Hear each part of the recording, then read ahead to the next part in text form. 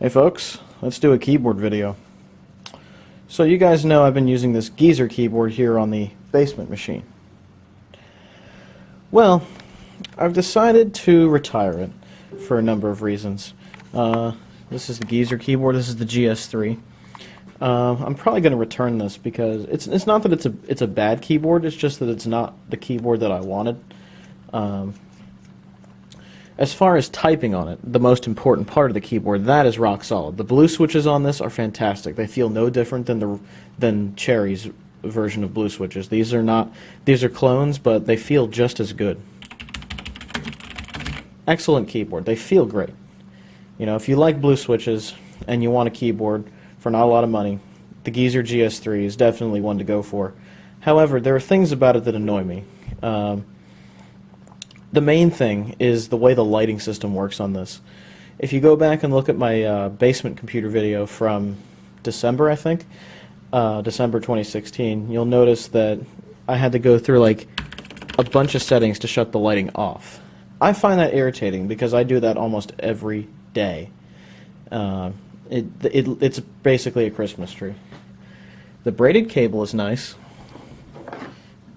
The built-in cable tie is even nicer. This cable, the end of this USB cable, though, is just gamified hilariousness, in my opinion. The cable doesn't need to be this fat. It doesn't really get in the way, but I just think it's overzealous. I like that part of this. However, I found a keyboard I like even more.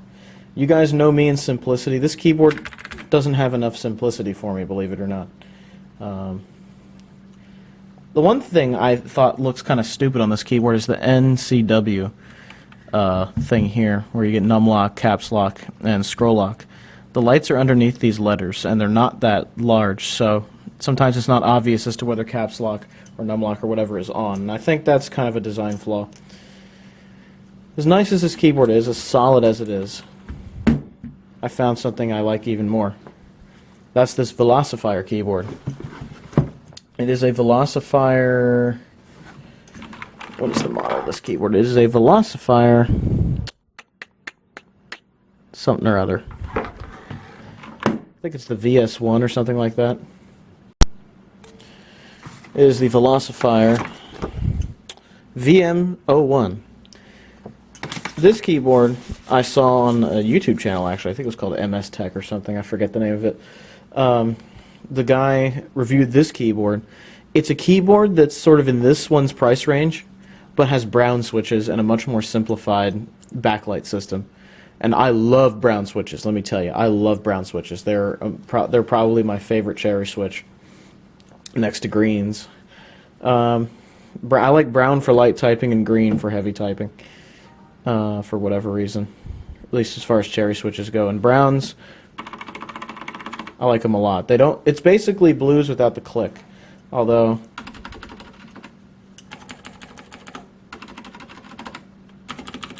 so there's a big difference in the way they sound. You still get a tactile bump. I like to feel these much better, though. They feel smoother to me. These feel very snappy. These feel very like there's a definite snap in there, almost like an Alp switch to me, whereas these feel a lot smoother to me, and I kind of like that. The other part about this is the backlighting system. It uses the backlight, as far as to my knowledge, is it's either on or off. There's not 50 settings like there are in this Geezer keyboard. That drove me crazy every time I wanted to turn the backlight off. I just wanted an on-off switch. When you make a keyboard, make sure you can just turn the backlight on and off. It would have been nice if they had, see, you do function F12 to go through the backlight settings. It would have been nice if they used another function key just for on and off, and then used another function key to change the setting of the backlight. That would have been a better design, I think. On this one, it's function scroll lock, I think, for the backlight on and off. As far as I know, it's just an on and off setting, so we're gonna plug that in and find out. The only real disadvantage to this keyboard is that it doesn't have a metal backplate that makes cleaning the whole thing easy. This one is just your standard plastic keyboard. It does not have raised feet, but it's at an angle already. And I don't ever raise feet on keyboards, so that's fine by me. I also tend to use a wrist rest, so that kind of negates the need for me, because a wrist rest is better to use anyway, in my opinion. The cable is not braided, it's just your standard USB cable, but look how small it is. It's just a normal sized USB cable, which, believe it or not, I like better. So it's a similar price range keyboard. It's like around 50 bucks or so with shipping and everything. So it's $40 plus shipping on Amazon and $50 at the cheapest on eBay. So it's kind of the same price no matter where you buy it. So, you know, there you have it. I don't yet know what all these things do on the arrow keys here. You have running in this direction, running in that direction, up and down for contrast or brightness or something. I don't know. We'll figure that out when we plug it in. So let's give it a shot, shall we? How does it look on my desk here? Straighten that out. I also have my patriotic mouse pad still. The Declaration of Independence. So, yeah, that feels pretty good actually. And the other reason I like brown switches is you can still have a mechanical keyboard and not have it be loud as crap. That kind of gets to me sometimes. Like, let's say I'm watching TV like I am now. I have C-SPAN on in the background. Sometimes when I want to hear something on the TV and I'm typing, I just can't hear it because the keyboard is too loud. So down here, this is perfect, and I'm sure I'll have the same experience when I get my own place, where I want to be able to hear something on the TV while having the TV low while typing. So that to me is just a better deal. So let's plug this in and explore it a little bit. Alright, so when you first plug in the keyboard, you get this nice light. It turns out that these keyboards share the same, what looks like the same controller for the lighting. Yeah, look at that. It's the same kind of crap that the other one had. I honestly wish there was just an on-off for this.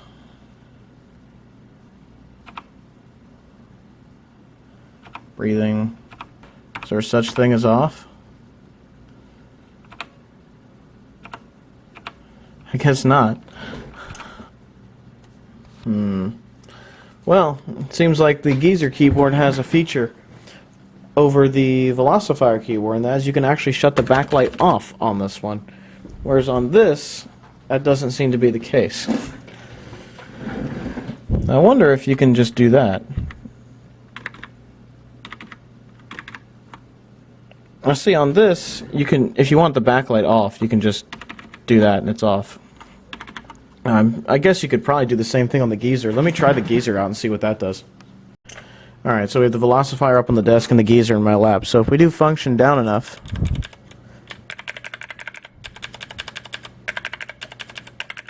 that doesn't do anything. You have to go through each setting on the Geezer and shut it off. The intensity settings doesn't seem to do anything on this keyboard. Oh, there it goes. Or are there just a billion intensity settings? So you can do the same thing on this keyboard. It looks like. There's actually more intensity settings on this, but it looks like on the Velocifire keyboard you can just do that twice and it's off. However, if you cycle through the settings, there doesn't seem to be a way to shut it off, which is unfortunate. I kind of prefer if there was. There are less settings on this keyboard than this one, as far as I can tell. Yeah. One of the settings is just off on this, so you don't have to do the brightness thing. However, the brightness takes less time to, shut off. This one, I can just do that, which to me is actually a lot easier. So that's a huge advantage. Who knows if it remembers intensity settings when you reboot? We'll find out. Because when I'm not sitting in the dark, I don't really need the backlight on. I can see the letters just fine. So, but even if it's on, it's really not bad to the eye at all. There's some inconsistencies in the lettering I've noticed, which I think you can see more in person than you can on camera. It's really evident in the caps lock key here. and a few others, but uneven backlighting in the lettering of a key is really not a big deal to me. So how about we have a typing test, right? Wouldn't be one of my videos without trying out a typing test. Okay, let's give this a test here. Oops, I almost typed the quick brown lazy dog.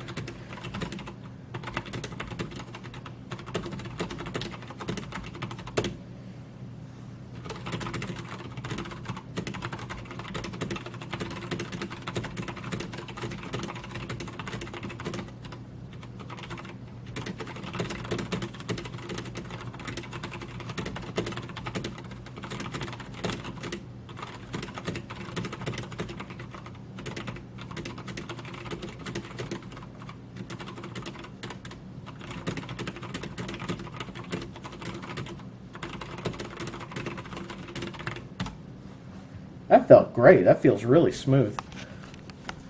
I actually make less mistakes on this keyboard too, which is interesting. On the Cherry Blue, I actually make some more mistakes than I normally would. This keyboard seems to alleviate that problem. It feels nicer, feels smoother. The backlight's easier to shut off, which is really nice. I don't have to go through a billion settings just to shut it completely off. I can just do that. That's a lot more convenient. I think the backlight settings on this keyboard are a little bit easier if you just want to shut it off than they are on the Geezer. Not a deal breaker for me, but honestly, I just wanted the quietness, the brown switches. It was great. I really didn't make any mistakes either. Here I am in Word 2007. There you go. This is a great keyboard. I like this keyboard a lot. Don't know about the longevity yet. We'll have to see. Comparing it with other brown switches, it feels a little bit smoother than the compact MX11800 Cherry keyboards I have. But I think that's because those are old and they've been used to death. Whereas these, the lubricant is probably fresh in the switch and all that stuff, so that's probably why it's smoother.